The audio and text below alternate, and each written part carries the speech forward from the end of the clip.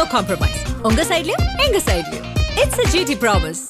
GT Holidays, South India's #1 travel brand.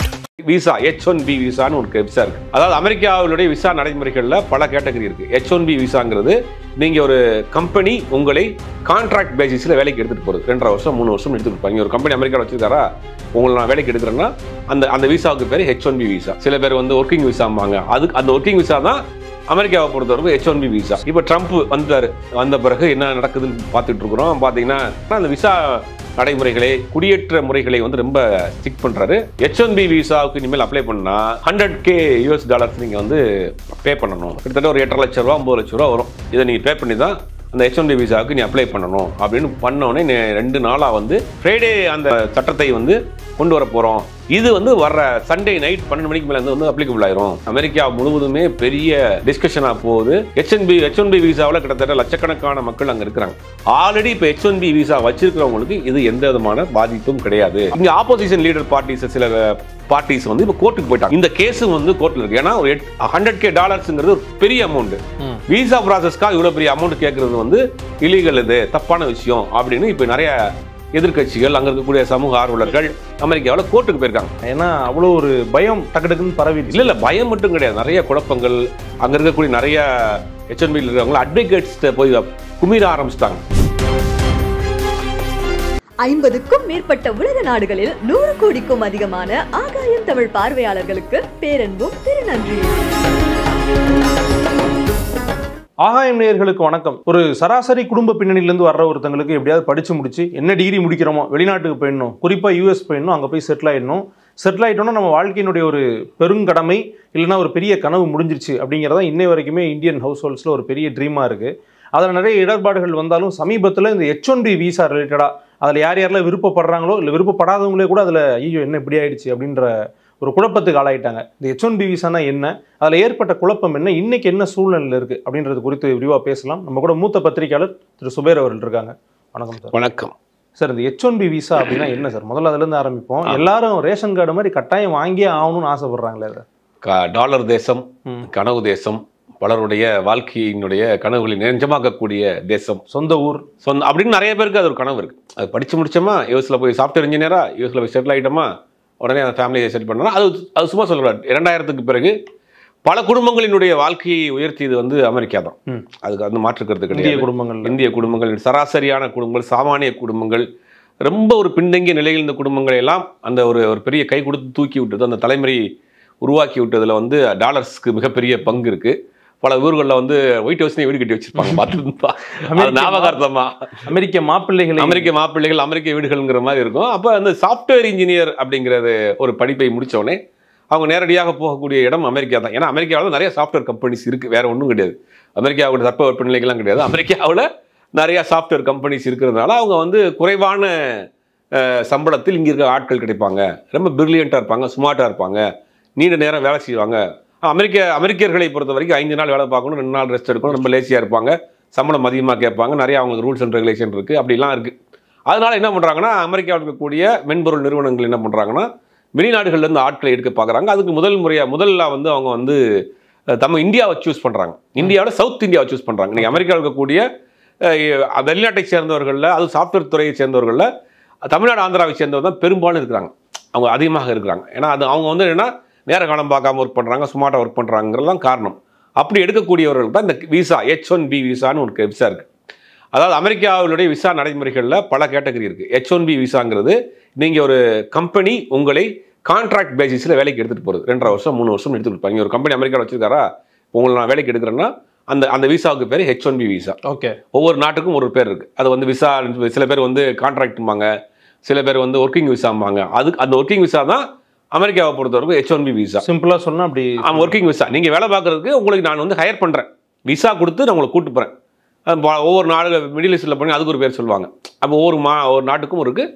அந்த H1B விசாங்கிறது தான் உங்களை வேலைக்கு எடுத்துகிட்டு போகக்கூடிய நிறுவனம் உங்களை ஆஃபர் பண்ணும். அதுக்கு அந்த நாடு வந்து இந்த கம்பெனிக்காக ஒரு வேலைக்கு வந்திருக்கிறாரு அப்படிங்கிறதுக்காக கொடுக்கப்படுறது தான் H1B விசா. விசாவில் நிறைய கேட்டகரி இருக்குது. B1 இருக்குது. B1ங்கிறது பிஸ்னஸ் கேட்டகரி விசா. நீங்கள் ஒரு பெரிய பிஸ்னஸ் மேனாக இருக்கீங்க, அமெரிக்காவில் போய் உங்களுடைய ப்ராடக்ட்டை நீங்கள் வந்து கன்வே பண்ணணும், பிஸ்னஸ் பண்ணணும் அப்படின்னா அதுக்கு பேர் வந்து B1 விசா. B1 விசாவுக்கு அப்ளை பண்ணுறதா இருந்தால் நீங்கள் ஒரு பெரிய பிஸ்னஸ் மேனாக இருக்கணும், பல நாடுகளுக்கு போயிருக்கணும், உங்கள் பேங்க் ஸ்டேட்மெண்ட் பார்ப்பாங்க, உங்களுடைய ப்ராடக்ட்டை பார்ப்பாங்க, உங்களுடைய கம்பெனியுடைய இதெல்லாம் பார்த்துட்டு நீங்கள் அப்ளை பண்ணிங்கன்னா உங்களுக்கு B1 விசா கொடுப்பாங்க. அந்த B1 விசா வச்சுட்டு நீங்கள் 9 வருஷம் கொடுப்பாங்க. எவ்ரி 6 months வந்து நீங்கள் எக்ஸிட் ஆகணும் அந்த நாட்டிலேருந்து. இந்த H1Bக்கு அந்த எக்ஸிட் கிடையாது, ஆனால் அவங்க கான்ட்ராக்ட் வச்சு தான் போவாங்க. இந்த B1ல போகிறவங்களுக்கு மட்டும் வந்துடணும். டூரிஸ்ட் விசா ஒன்று இருக்குது, அது வந்து அதுவும் 6 மாதத்துக்குள்ளே வந்துடணும். இவங்க எல்லாத்துக்கும் 9 வருஷம் போட்டு கொடுப்பாங்க இந்த விசா ப்ராசஸ். இந்த விசா ப்ராசஸ் எப்படி நடக்கும்னா 2 நாள் நடக்கும். நீங்கள் வந்து விசா அப்ளை பண்ணோடனே ஒரு ஸ்லாட்டுமாங்க. இப்போ நீங்கள் டைமுக்கு பேர் ஸ்லாட்டு.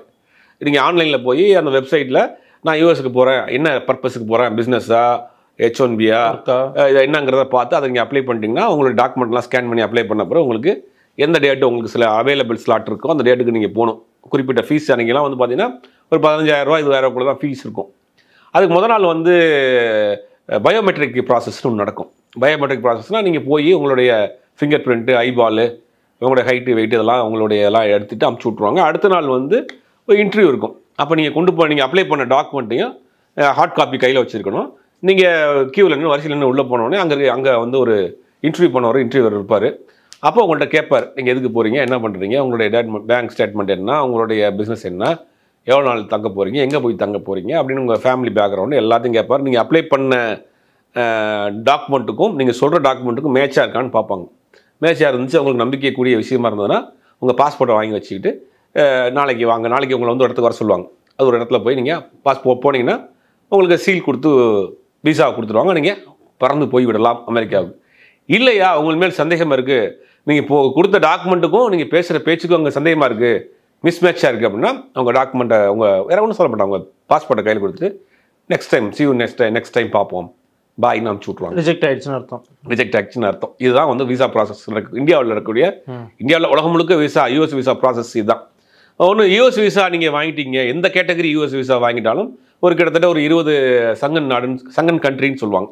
அதெல்லாம் ஓரளவுக்கு நீங்கள் வந்து ரெஸ்ட்ரிக்ஷன் இல்லாமல் ஈஸியாக போயிடலாம். கனடா விசா வந்து ஈஸியாக கிடச்சிடும். இதெல்லாம் இந்த விசா வாங்கினா உள்ள பெனிஃபிட்ஸ். ஷெங்கன், ஆமாம் ஷெங்கன் விசா, அதாவது யூரோப் கண்ட்ரிஸ்க்கெல்லாம் போய்க்கலாம். இது வந்து விசா ப்ராசஸ்ஸு, விசா வாங்குற இதெல்லாம் இருக்குது. இந்த H1Bங்கிறது வந்து இந்த மாதிரி வேலைக்கு போகக்கூடியவர்களுக்கு கொடுக்கக்கூடிய விசா. இப்போ ட்ரம்ப் வந்த பிறகு என்ன நடக்குதுன்னு பார்த்துட்டு இருக்கிறோம். பார்த்தீங்கன்னா 50% வரி போடுறாரு, விசா நடைமுறைகளை கடுமைப்படுத்துகிறாரு, வெளிநாட்டு ஆட்களை இல்லீகலாக இருக்கக்கூடியவர்களை அத்துமீறி இந்த நாட்டுக்குள் இருக்கக்கூடியவர்களை வெளியேற்றக்கூடிய வேலை செய்கிறாரு. அதுக்கு ஆஃபர்லாம் கொடுக்குறாரு. நீங்களா வந்து எந்த டாக்குமெண்ட் இல்லாமல் இல்லீகலாக உள்ள இருக்கிறவங்க வெளியே போயிட்டீங்கன்னா உங்களுக்கு $1000 ஃப்ளைட் டிக்கெட் போட்டு தரோம், போயிருங்க. இப்போ நாங்கள் பிடிச்சின்னா உங்களுக்கு மிலிட்ரி ஏர்ஃபோர்ஸில் தான் வச்சு அனுப்பிச்சி விடுவோம் அப்படிங்கிறப்ப சில பேர் அங்கே இருக்க அவங்களாம் வந்து இந்த பக்கத்தில் மெக்சிகன்லேருந்து வருவாங்க. மெக்சிகன்கிறது வந்து ஒரு பார்டர் தான், ஒரு வால். அவர்கள் இவரே போலவே வெள்ளையர்கள். ஆனால் அந்த வாலுக்கு அந்த பக்கம் வறுமையில் வாழ்கிறாங்க, இந்த வாலுக்கு இந்த பக்கம் வந்து லக்ஸரியாக வாழ்கிறாங்க. அப்போ என்ன பண்ணுறாங்கன்னா கிராஸ் பண்ணி பல பேர் இல்லீகலாக உள்ளே வந்துடுறாங்க. சமீபத்தில் கூட கிட்டத்தட்ட ஒரு 10,000 பேர் அந்த மாதிரி ரிப்போர்ட் பண்ணி அமைச்சிருக்காங்க. மெக்சிகனை வந்து திருப்பி பண்ணி அமைச்சிருக்காங்க. அவர்கள் எல்லாம் பெரும்பாலும் இந்த மாதிரி லேபர் ஒர்க் பார்க்குறவங்க, ரோடு போடுறவங்க, ஹோட்டல்ஸில் வேலை பார்க்கக்கூடியவங்க, சின்ன சின்ன வேலைகள் பார்க்கக்கூடியவங்க. பல ஸ்டேட்டில் இன்றைக்கி அந்த மாதிரியான லேபர் வேலைக்கு ஆளை இல்லைங்கக்கூடிய அளவுக்கு இன்றைக்கி போயிட்டு இருக்கு. இதுதான் அந்த ட்ரம்ப் வந்த பிறகு கொண்டு வந்த விஷயம். அப்போ என்ன பண்ணுறாருன்னா அந்த விசா நடைமுறைகளை, குடியேற்ற முறைகளை வந்து ரொம்ப ஸ்டிக் பண்ணுறாரு. அப்போ தான் போகிற வெள்ளிக்கிழமை வந்து ஒரு அறிவிப்பை கொடுக்குறாரு. H1B விசாவுக்கு இனிமேல் அப்ளை பண்ணால் $100,000 நீங்கள் வந்து பே பண்ணணும். $1,00,000 இங்கே பார்த்துங்க, கிட்டத்தட்ட ஒரு 8.5 லட்ச ரூபா 9 லட்ச ரூபா வரும். இதை நீங்கள் பே பண்ணி தான் அந்த H1B விசாவுக்கு நீ அப்ளை பண்ணணும் அப்படின்னு பண்ணோடனே 2 நாளாக வந்து அது வந்து ஃப்ரைடே அந்த இது கொண்டு வராரு, அந்த சட்டத்தை வந்து கொண்டு வர போகிறோம். இது வந்து வர்ற சண்டே நைட் 12 மணிக்கு மேலே வந்து அப்ளிகபிள் ஆயிரும் அப்படின்னு ஒரு அறிவிப்பு வருது. வந்தோடனே அமெரிக்கா முழுவதுமே பெரிய டிஸ்கஷனாக போகுது. H1B விசாவில் கிட்டத்தட்ட லட்சக்கணக்கான மக்கள் அங்கே இருக்கிறாங்க, இந்தியர்கள் இருக்காங்க, பல நாடுகளை சேர்ந்தவங்களும் வேலைக்கு இருக்கிறாங்க. அவர்களுக்கெல்லாம் பெரிய குழப்பம் என்னென்னா, சில பேர் என்ன பண்ணுவாங்கன்னா H1B விசா வச்சுருக்கவங்க லீவுக்கு ஊருக்கு போயிருப்பாங்க. சில பேர் என்ன பண்ணுவாங்க, H1B விசா வச்சு அமெரிக்காவில் இருப்பாங்க, ஒரு ப்ராஜெக்ட்டுக்காக பக்கத்தில் இருக்க நாடு போயிருப்பாங்க, கனடாக்கு போயிருப்பாங்க. அந்த கம்பெனி அமைச்சிருக்கும், கனடாக்கு அமைச்சிருப்பாங்க, சிங்கப்பூருக்கு அமைச்சிருப்பாங்க, லண்டனுக்கு அமைச்சிருப்பாங்க, ஏதாவது ஒரு நாட்டுக்கு அந்த கம்பெனி ஏதாவது ஒரு பிஸ்னஸ் விஷயமா அமைச்சிருப்பாங்க. இப்போ அவங்களாம் வர்றப்ப வந்து இல்லை நம்மளை பிடிச்சிருவாங்களோ, நம்மளை திருப்பி அமைச்சிருவாங்களோ, நம்மளும் $100,000 கட்டணுமா, அப்படி நம்ம ஊருக்கு போயிட்டால் திருப்பி வர முடியாதா, திருப்பி வரப்போ $100,000 கட்டணுமா, சில பேர் லீவுக்கு ஊருக்கு வந்திருப்பாங்க, திருப்பி போகிறப்ப நம்ம வந்து 8.5 லட்ச ரூபா கட்டணுமா அப்படின்னு ஒரே குழப்பம், பெரிய ஒரு விவாதமாக போயிட்டு இருந்துச்சு. அதுக்கு முற்றுப்புள்ளி வைப்பது மாதிரி நேற்று நைட்டு அவங்களுடைய அஃபீஷியலாக யூஎஸ் எம்பசியினுடைய அஃபீஷியலில் ரொம்ப தெளிவாக ஒரு விளக்கத்தை போட்டாங்க. இது வந்து நெக்ஸ்ட் இயர் மிடில் தான் இதை நாங்கள் வந்து அமுல்படுத்த போகிறோம். ஒன்று ஆல்ரெடி இப்போ H1B விசா வச்சிருக்கிறவங்களுக்கு இது எந்த விதமான பாதிப்பும் கிடையாது. அவங்க உள்நாட்டில் இருந்தாலும் வெளிநாட்டில் இருந்தாலும் எப்பயுமே H1B விசா வச்சிருக்கீங்க, நீங்கள் நான் இந்தியாவுக்கு போயிட்டு வரணும், இல்லாட்டி உங்கள் நாடு எந்த நாடோ அந்த நாட்டுக்கு போயிட்டு வர்றப்ப உங்களுக்கு எந்த விதமான தடங்களோ சிக்கலோ ப்ராசஸோ எதுவுமே கிடையாது, எந்த ஃபீஸும் கிடையாது. இது ரொம்ப கிளியராக அவங்க வந்து அவங்களுடைய வெப்சைட்லேயே இருக்குது. இப்போ ஹாட் நியூஸ் இது. இப்போ நேற்று நைட்டு வந்த நியூஸ் நம்ம காலையில் பேசிகிட்டு இருக்கிறோம். நாளைக்கு தான் நம்மளுடைய இந்தியன் மீடியாஸில் அது வந்து எக்ஸ்போஸ் ஆகும். அப்போ H1B விசா வைத்திருப்பவர்களுக்கு எந்த பிரச்சனையும் இல்லை அப்படிங்கிற ஒரு ரொம்ப ரொம்ப மகிழ்ச்சிகரமான ஒரு செய்தி இது.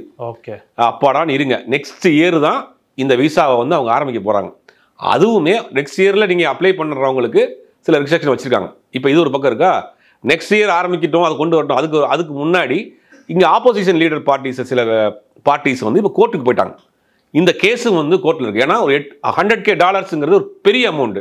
விசா ப்ராசஸ்க்காக இவ்வளோ பெரிய அமௌண்ட் கேட்குறது வந்து இல்லீகல், இது தப்பான விஷயம் அப்படின்னு இப்போ நிறைய எதிர்கட்சிகள், அங்கே இருக்கக்கூடிய சமூக ஆர்வலர்கள் அமெரிக்காவில் கோர்ட்டுக்கு போயிருக்காங்க. இந்த கோர்ட்டு கேஸ் நடக்கிறப்ப கோர்ட்டு தீர்ப்பு எப்படி இருந்தாலும் மாறலாம். ஏன்னா இந்த அமௌண்ட் வைக்காதீங்க, இது வந்து ரொம்ப அதிகமாக இருக்குன்னு கோர்ட்டு ஏதாவது ஆர்டர் போட்டுச்சு, இல்லை இவருடைய கட்சியிலேயே உள்ள செனட்டர்ஸ் யாராவது எதிர்ப்பு தெரிவித்தாங்கன்னா இதை மாற்றுவதற்கும் வாய்ப்புகள் இருக்குது. இதனால் ஒரு பெரிய பிரச்சனை இல்லாத அடுத்த வருஷம் புதிதாக அப்ளை பண்ணுறவங்களுக்கு தான் இந்த ஃபீஸோடைய ரேட்டு மற்ற ரெஸ்ட்ரிக்ஷன்லாம். இப்போ ஆல்ரெடி H1B இருக்கிறவர்களுக்கு அவங்க வெளிநாட்டுக்கு போகலாம், வரலாம், எந்த நாட்டுக்கும் போகலாம், திருப்பி ஒரு ரெனிவல் பண்ணலாம். இப்போ விசா எப்படின்னா விசா ரினிவல் பண்ணாலும் இந்த பிரச்சனை வருமானம் இது இருக்குது. ஒருத்தர் 2.5 வருஷத்துக்கு போட்டு கொடுக்குறாங்க விசா, 2.5 வருஷம் முடிஞ்சிருச்சு. இப்போ அவருக்கு நாளைக்கு கூட 2.5 வருஷம் முடிஞ்சிருச்சு. விசாவை அவர் ரெனிவல் பண்ண எக்ஸ்டெண்ட் பண்ணணும். அப்போ எக்ஸ்டெண்ட் பண்ணுறதுக்கு வந்து இந்த பணம் கட்டணுமானா இல்லை. ஓகே, அடுத்த வருஷம் ரினிவல் பண்ணாலும் இந்த பிரச்சனை இல்லை அவங்களுக்கு. இல்லை, ஆல்ரெடி H1B இருப்பவர்களுக்கு எந்த பிரச்சனையும் இல்லை. புதிதாக H1B அப்ளை பண்ணுவவர்களுக்கு இந்த மாதிரியான விஷயங்கள் அப்ளிகபிள் ஆகுது. அது ஒரு நெக்ஸ்ட் இயர் மிடில் ஏப்ரல் தான் வருது. அதனால் வந்து அவர்கள் H1Bயில் அமெரிக்காவில் இருப்பவர்கள் எந்த அச்சப்படமும் கலக்கப்படவோ தேவையில்லை. இது சம்பந்தமான டீட்டெயிலு யுஎஸ் எம்பசியோடைய வெப்சைட்லேயே இருக்குது, போய் பார்த்து கொள்ளலாம். இது வந்து ஒரு முதல் முறையாக நம்ம சொல்கிறோம். ரொம்ப சந்தோஷமான ஒரு மகிழ்ச்சியான ஒரு செய்தி. தென்னிந்தியாவுடைய பல்வேறு பகுதிகளில் பாலை வார்த்தைக்கு நீங்கள் என்ன பார்ப்பாங்க? ஏன்னா அவ்வளோ ஒரு பயம் டக்கு டக்குன்னு பரவிடுச்சு. இல்லை பயம் மட்டும் கிடையாது, நிறைய குழப்பங்கள். அங்கே இருக்கக்கூடிய நிறைய H1Bயில் இருக்கிறவங்க அட்வொகேட்ஸ்கிட்ட போய் குமிர ஆரம்பிச்சிட்டாங்க. அங்கே இருக்கிறவங்கள்ட்ட பேசுகிறப்ப என்ன சொல்லுவாங்கன்னா, நிறைய அட்வொகேட் கூட்டமாக இருக்குங்க. H1Bயில் இருக்கிறவங்க, கிரீன் கார்டு அப்ளை பண்ணியிருக்கவங்கலாம் வந்து அட்வொகேட்ஸில் போய் கன்சல்ட் பண்ண ஆரம்பிச்சிட்டாங்க. எங்களுடைய ப்ராசஸ் எப்படின்னே எங்களுக்கு தெரியலை, ஒரு கிளாரிட்டியாக இல்லாமல் இருக்குது அப்படின்றதுக்கு, இந்த குழப்பத்திற்கு அவங்களே வந்து நேற்று ஒரு அனௌன்ஸ்மெண்ட்டும் கொடுத்துட்டாங்க, டீட்டெயிலாகவும் போட்டாங்க. H1Bயில் அங்கே இருக்கிறவங்களுக்கு பிரச்சனை இல்லை, நீங்கள் போகலாம் வரலாம். H1Bயில் இருந்தவங்க எக்ஸ்டெண்ட் பண்ணுறவங்களுக்கு பிரச்சனை கிடையாது, புதிதாக அப்ளை பண்ணுறவங்களுக்கு மட்டும்தான். அப்புறம் அந்த லாட்ரியில் வரக்கூடியவங்களுக்கு தான் இந்த பிரச்சனை. மற்றபடி அங்கே இருக்கிறவங்களுக்கு எந்த பிரச்சனையும் இல்லைங்கிற ரொம்ப டீட்டெயிலாக சொல்லிட்டாங்க. இது கோர்ட்டுக்கும் போயிடுச்சு வழக்கு. கோர்ட்டில் தள்ளுபடியானால் இன்னும் சிறப்பான செய்தியாக மாறிவிடும். ஓகே சார், இந்த பிரச்சனையெல்லாம் பேசிகிட்டு இருக்கும்போது இன்னொரு டேர்ம் வந்து வருதில்லை சார், அடிபடுதில்லை. அது என்ன, visa lottery, US visa lottery. அது என்ன சார் லாட்ரி? லாட்ரி அப்படிங்கிறது வந்து அமெரிக்காவை பொறுத்த வரைக்கும், அமெரிக்காங்கிற நாடே வந்து கிட்டத்தட்ட ஒரு 200-300 வருஷத்துக்கு முன்னாடி பல நாட்டை சேர்ந்தவர்கள் ஒன்று சேர்ந்து வாழக்கூடிய ஒரு இடம், ஒரு காலனி மாதிரி. ஒரு காலனி மாதிரி. அந்த நாட்டின் பூர்வக்குடிகள்னு பார்த்தீங்கன்னா அது யாருன்னு கண்டுபிடிக்கிறது பெரிய கஷ்டம். இப்போ நீங்கள் இருக்கக்கூடிய பிரசிடென்ட் இருக்கார் இல்லையா, அவருடைய ஆரிஜின் பார்த்தீங்கன்னா ஜெர்மன். அவர் ஜெர்மனுங்கிறாரு, அவர் இட்டாலிங்கிறாரு, மாறி மாறி சொல்றாரு. ஆனால் அவர் அந்த நாட்டை சேர்ந்தவர் கிடையாது. ஒரு 2-3 தலைமுறைக்கு அந்த நாட்டில் இருக்கவங்க பேசிக்கிறது என்னன்னா, நீ உங்க தாத்தா வந்து கப்பலில் வந்தாரு, எங்க தாத்தா ஃப்ளைட்டில் வந்தாரு, அவ்வளோதான். இந்த நாடு வந்து எல்லாருக்கும் பொதுவான நாடு. பல்வேறு நாட்டை சேர்ந்தவர்கள், பல்வேறு மொழியை சேர்ந்தவர்கள், பல்வேறு இனத்தை சேர்ந்தவர்கள் ஒன்று சேர்ந்து வாழக்கூடிய ஒரு நாடு தான் அமெரிக்கா. இப்போ அதுதான். இப்போ அப்போ என்ன பண்ணுவாங்கன்னா, அந்த நாடு வந்து இந்தியாவை விட 2 மடங்கு பெரிய நாடு, மக்கள் தொகை மிக மிக குறைவான நாடு. அப்போ என்ன பண்ணால் சில பூவர் கண்ட்ரீஸில் என்ன பண்ணுறாங்கன்னா, அந்த நாட்டிலேருந்து மக்களை இங்கே கொண்டு வந்து இறக்கி பல்வேறு கலாச்சாரத்தோடு வாழுங்கிறதுக்காக என்ன பண்ணுவாங்கன்னா, குழுக்கள் முறையில் விசா அப்படின்னு ஒன்று இருக்குது. ஓகே, அப்போ அந்த குழுக்கள் முறையில் விசா அப்படிங்கிற ஒரு ஸ்கீம் ரொம்ப வருஷமாகவே இருக்குது. அது குறிப்பிட்ட நாட்கள் கொடுப்பாங்க. நேபாள், அப்புறம் வந்து வியட்நாமு, சில நாடுகளுக்கு என்ன பண்ணும், இந்த நாட்டை சேர்ந்தவர்கள் நீங்கள் இந்த நாட்டில் இருக்கீங்க, உதாரணத்துக்கு நீங்கள் நேபாளில் இருக்கீங்க, நேபாள் சிட்டிசனாக இருக்கீங்க, நேபாள் பாஸ்போர்ட்டாக வச்சுருக்கீங்க அப்படின்னா, உங்களுடைய ஆக்குபேஷன், உங்கள் ப்ரொஃபஷனலு, உங்களுடைய எஜுகேஷனு எல்லாத்தையும் ஃபுல் பண்ணி நீங்கள் அந்த விசாவுக்கு அப்ளை பண்ணலாம், லாட்ரி விசாவுக்கு அப்ளை பண்ணலாம். அது என்ன பண்ணுவாங்கன்னா, மொத்தமாக போட்டு ஒரு பம்பர் மாதிரி லாட்ரி மாதிரி குலுக்கி, லிட்டரல் லாட்ரி மாதிரி தான், லிட்டரல் லாட்ரி மாதிரி எடுத்து உங்களுக்கு அந்த வந்து வாய்ப்பு கிடைக்கும். என்ன அடிப்படை சார்? பின்தங்கிய நாடுகள்னு பார்ப்பாங்க. பின்தங்கிய நாடுகள், பல்வேறு கலாச்சாரங்களோட வாழக்கூடிய நாடுகள். அப்போ இந்த வருடத்தில் ஸ்ரீலங்காவை சேர்ந்தவர்களுக்கு ஒரு இனிப்பான ஒரு செய்தி இந்த நேரத்தில் சொல்லிடுவான். அவங்களும் இந்த வருஷம் லாட்டரியில் வந்துட்டாங்க. ஓகே, அவர்கள் ஸ்ரீலங்காவை சேர்ந்தவர்கள் பார்த்து கொண்டிருப்பவர்கள், நீங்கள் லாட்டரியில் அமெரிக்கா செல்வதற்காக நேரடியாக அப்ளை பண்ணலாம். இதுக்கு எந்த விதமான இடைத்தரகரோ புரோக்கரோ எந்த விதமான ஃபீயோ கிடையாது. இப்போ அதுக்கும் இந்த $100,000 இப்போ அந்த ப்ராசஸும் இருக்குது. 8,000 ரூபா. இப்போ நீங்கள் அப்ளை பண்ணுங்கள், உங்களுக்கு லக்கு கிடச்சுன்னா அடிக்கும். உங்களுடைய ப்ரொஃபஷனல், உங்களுடைய குவாலிஃபிகேஷன், உங்களுடைய பேக்ட்ராப் எல்லாத்தையும் ஃபுல் பண்ணி நீங்கள் அப்ளை பண்ணிங்கன்னா இதே மாதிரி ஆயிரக்கணக்கான லட்சக்கணக்கான பேர் போடுறப்ப அதை குழுக்கள் முறையில் ஒரு 10 பேரை தேர்ந்தெடுக்கிறாங்கன்னா அந்த 10 பேரில் உங்கள் பேர் வந்துச்சுன்னா உங்களுக்கு முதலில் வந்து கிரீன் கார்டு கொடுக்கப்படும். அப்புறம் 5 வருஷம் கழிச்சு உங்களுக்கு சிட்டிசன்ஷிப் கொடுக்கப்படும். அந்த நாட்டினுடைய குடியுரிமையை வாங்கிக்கொண்டு நீங்கள் அமைதியாக சந்தோஷமாக காலை நீட்டி கொண்டு வாழலாம் அப்படிங்கிறது. இது வந்து ஸ்ரீலங்காவை சேர்ந்தவர்களுக்கும் இது இப்போ வந்திருக்கு. இந்த வருஷம் ஸ்ரீலங்காவையும் அந்த நாடுகளில் ஆட் ஆயிருக்கு. இதுதான் அந்த லாட்ரி விசா அப்படிங்கிறது ஒரு காலங்காலமாக இருக்குது. ஒன்று இப்போ அவர் கொண்டு வந்துருக்கார், இன்னொரு விசா ப்ராசஸ், கோல்டு கார்டு விசான்னு. இந்த கோல்டு கார்டு விசாங்கிறது வந்து எல்லா நாடுகள்லையுமே இருக்குது. அதை எப்படின்னா குறிப்பிட்ட அமௌண்ட்டை வந்து அந்த நாட்டில் இன்வெஸ்ட் பண்ணிங்கன்னா உங்களுக்கு வந்து அந்த விசா கொடுப்பாங்க. பெர்மனெண்ட் விசா பிஆர்னு சொல்லுவாங்க. சில பேருக்கு சில நாடுகளில் சிட்டிசனே கொடுப்பாங்க. ஆப்பிரிக்கன் நாடுகளில் இடங்களை நீங்கள் வந்து குத்தகைக்கே கொடுப்பாங்க. எத்தியோப்பியா அந்த மாதிரி நாடுகளில் நிறையா அக்ரிகல்ச்சர் லேண்ட் இருக்குது. அதை டெவலப் பண்ணுறதுக்காக நீங்கள் 1000 ஏக்கர் 2000 ஏக்கரை வந்து நாட்டுக்கு ஒரு குறிப்பிட்ட அமௌண்ட் கட்டி 50 வருஷம் 100 வருஷம் வந்து விவசாயத்துக்கு எடுத்துக்கலாம். அங்கே விவசாயம் பண்ணுறாங்க. இந்தியன்ஸ் நிறைய பேர் விவசாயிங்க, தமிழ்நாட்டை சேர்ந்தவங்களாம் விவசாயம் பண்ணுறாங்க. ஆப்பிரிக்கன் கண்ட்ரியில் துலிப் ஃப்ளவர் இருக்குது பார்த்தீங்கன்னா, அதெல்லாம் வந்து கிட்டத்தட்ட ஆயிரக்கணக்கான ஏக்கரை எடுத்து கொண்டு போய் துலிப் ஃப்ளவரை வந்து அங்கே வந்து இது பண்ணி விவசாயம் பண்ணி அதை எடுத்துகிட்டு போகக்கூடிய வேலைகள் செய்கிறாங்க. அப்படி ஒரு சில நாடுகள் இருக்கும். ஒரு சில நாடுகளில் நீங்கள் ஒரு குறிப்பிட்ட அமௌண்ட், அமெரிக்காவில் ரொம்ப வருஷமாக இருக்குது, அந்த அமௌண்ட் வந்து ரொம்ப கம்மியாக இருந்தது. இன்றைக்கி அதை வந்து இன்றைக்கி அதிகமாக்கியிருக்காரு. இன்றைக்கி கிட்டத்தட்ட 8.5 கோடி 9 கோடி ரூபா வரைக்கும் நீங்கள் அதை நீங்கள் அந்த நாட்டில் இன்வெஸ்ட் பண்ணிங்கன்னா உங்களுக்கு கோல்டு விசா கொடுக்குறோங்கிற விசா திட்டத்தில் அதையும் கொண்டு வந்திருக்காரு. இப்போ நீங்கள் 8.5 கோடி வச்சுருக்கீங்க, 10 கோடி வச்சுருக்கீங்கன்னா நீங்கள் அதை காசை அவங்களோட லீகலாக வந்து பேங்க்ல இருந்து காமிச்சு அந்த ப்ராசஸ்லாம் நீங்கள் ஃபுல் பண்ணி நீங்கள் அமெரிக்காவினுடைய கோல்டு விசா வாங்கிக்கலாம். இப்போ அமெரிக்கா அந்த ஸ்கீமையும் ஓப்பன் பண்ணி விட்டுருக்காரு. ஆக்சுவலாக அது ரொம்ப கம்மியாக இருந்துச்சு. இது எப்படி இருந்துச்சுன்னா, அமெரிக்காவில் நீங்கள் ப்ராப்பர்ட்டி வாங்கினாலே இன்வெஸ்ட் பண்ணாலே உங்களுக்கு அந்த கேட்டகரியில் நீங்கள் வந்துடுவீங்க. ஒரு பெட்ரோல் பங்க் வாங்குறீங்க, ஒரு வீடு வாங்குறீங்க, ஒரு காம்ப்ளெக்ஸ் வாங்குறீங்க, ஏதோ ஒரு அமௌண்ட்டை நீங்கள் ஒரு அசெட் வாங்குறீங்க, ஏதோ ஒரு அமௌண்ட்டை நீங்கள் அமெரிக்காவில் இன்வெஸ்ட் பண்ணாலே ஆட்டோமேட்டிக்காக கொஞ்சம் வந்துடுவீங்க. இப்போ அப்படி இல்லாமல் டேரெக்டாகவே கொடுக்க ஆரம்பிச்சார். நீங்கள் காசு வச்சிருக்கியா, காசை இன்வெஸ்ட் பண்ணி இங்கே நாட்டுடைய கோல்டு விசா வாங்கிக்க அப்படி அந்த இதையும் கொண்டு வந்துட்டார். இது எல்லா நாடுகள்லையும் இருக்குது. மலேசியாவை பொறுத்த வரைக்கும் 2 கோடி ரூபா. மலேசியாவில் 2 கோடி ரூபா நீங்கள் இருந்தீங்கன்னா அது நீங்கள் வந்து வெப்சைட்டே இருக்குது. நீங்கள் ஒரு மெயில் போட்டிங்கன்னா அடுத்த செகண்ட் உங்களுக்கு எல்லா டீட்டெயிலும் வந்துடுவாங்க. இப்போ நீங்கள் மலேசியாவில் நீங்கள் வந்து இன்வெஸ்ட் பண்ணிவிட்டு நீங்கள் அங்கே பெர்மனெண்ட்டாக இருக்கணும் அப்படின்னு நினச்சிங்கன்னா மலேசியா எம்பசியோட வெப்சைட்டில் நீங்கள் போனீங்கன்னா அந்த கேட்டகரி விசா கேட்டகரி இருக்கும். அந்த கேட்டகரி கிளிக் பண்ணிவிட்டு ஹாய் நீங்கள் ஒரு மெசேஜ் போட்டாலே போதும், டீட்டெயில்ஸ் வந்துடும். டீட்டெயில் உங்களுக்கு மெயிலில் டக்குன்னு வந்துடும். அப்புறம் அதுக்கு பிறகு ப்ராசஸ் நீங்கள் ஸ்டார்ட் பண்ணிட்டு போயிடலாம். அவங்க என்ன கொடுக்குறாங்கன்னா 10 வருஷம் கொடுக்குறாங்க. ஃபர்ஸ்ட்டு 10 வருஷத்துக்கு நீங்கள் வந்து உங்கள் ஃபேமிலி ஃபுல்லாகவே இருந்துக்கலாம். 10 வருஷத்துக்கு உங்களுக்கு டாக்ஸ் கிடையாது. அந்த நாட்டில் நீங்கள் சம்பாதிக்கிறதும் சரி செலவழிக்கிறதுக்கும் சரி டாக்ஸ் கிடையாது. 10 வருஷம் இருந்துக்கலாம். 10 வருஷத்துக்கு பிறகு நீங்கள் அதுக்கு பிறகு என்ன சிட்டிசன் வாங்குறீங்களா என்ன ப்ராசஸும் நடக்கும். இப்படி எல்லா நாடுகள்லையுமே இருக்குது. அதை வந்து இன்றைக்கி கொஞ்சம் அமௌண்ட்டை பெருசாக்கி 8 கோடி வச்சுருந்தீங்கன்னா நீங்கள் கோல்டன் விசா வாங்கிக்கலாங்கிற ஒரு ஸ்கீமையும் இப்போ அறிமுகப்படுத்தியிருக்கார். பல்வேறு மாற்றங்களை தினந்தோறும் செஞ்சுட்டு இருக்காரு. அதுக்காக நிறைய குழப்பங்களும் சிக்கல்களும் போயிருக்கு. இப்போ இந்த H1B விசா வைத்திருப்பவர்களுக்கு ஒரு ரிலாக்ஸ் கிடைச்சிருக்கு. ஓகே, அதுதான் H1B பற்றின பயம் பெருசாக தேவை இல்லை, பயமே தேவையில்லை. H1Bயில் இருப்பவர்களுக்கு பயமே தேவையில்லை. அவங்களுக்கு எந்த பிரச்சனையும் இல்லை. ஓகே சார், இந்த பிரபல பத்திரிகையில் நடத்தக்கூடிய கல்வி கண்காட்சிகள்லாம் வந்து எவ்வளோ இந்த நாடுகள்லாம் இருக்குது, இங்கெல்லாம் நீங்கள் போகலாம் அப்படின்னா கூட பெரும்பான்மை இந்தியர்களுக்கு நீங்கள் சொன்ன மாதிரி தென்னிந்தியர்களுக்கு வந்து ஃபஸ்ட்டு சாய்ஸாக யூஎஸ் தானே சார் இருக்குது. இவ்வளோ ரேட் ஏற்றியும் இந்த விசாவுக்கு, ஆனால் ஆர்வம் குறையில. உண்மையிலே இது ஒர்த்தா? ஏன் வந்து மலேசியா, சிங்கப்பூர், துபாய் இது மாதிரிலாம் நாட்டம் குறைந்து யூஎஸ் மேலே அவ்வளோ ஒரு இல்லை வேலை வாய்ப்புகள் தான். வேலை வாய்ப்புகளுக்கு ஒரு 8 மணி நேரம் வேலை, டாலரில் சம்பளம், சாட்டர்டே சண்டே லீவு, லக்ஸரியான லைஃபு, இது போதும்ல. ஒரு மாடு, பால் பண்ணை, இதுக்கு மேலே அந்த மாதிரி ஒரு வாழ்க்கை, அந்த மாதிரி வாழ்க்கை, சாட்டர்டே சண்டே லீவு, 5 நாள் வேலை, டாலரில் பணம், பீஸ்ஃபுல்லான லைஃபு போதும். இதுக்கு தான் அவங்க எல்லாரும் மனிதன் இயங்குறாங்க. அவர் நிறைய பெனிஃபிட்ஸ் கொடுக்குறாங்க அந்த நாடுகளில். கொஞ்சம் நாள் கழிச்சு சிட்டிசன் வாங்கிக்கலாம், க்ரீன் கார்டு வாங்கிக்கலாம், அந்த பிள்ளைகள் அங்கே நல்லா படிக்க வச்சுக்கலாம். Land of freedom. ஆமாம், லேண்ட் ஆஃப் ஃப்ரீடம் வேறு இருக்குது. அதை நோக்கி தான் மக்கள் போகிறாங்க. அதனால் இப்போ அமெரிக்காவை எல்லாரும் சூஸ் பண்ணுற முதல் நாடாக அமெரிக்காவாக இருக்குது. ஓகே, அமெரிக்க மாப்பிள்ளைகள் சார்பாக இந்த நற்செய்தி சொன்னதுக்கு ரொம்ப நன்றி சார். நன்றி. No compromise. உங்க சைடுலயும் எங்க சைடுலயும். It's a GT promise.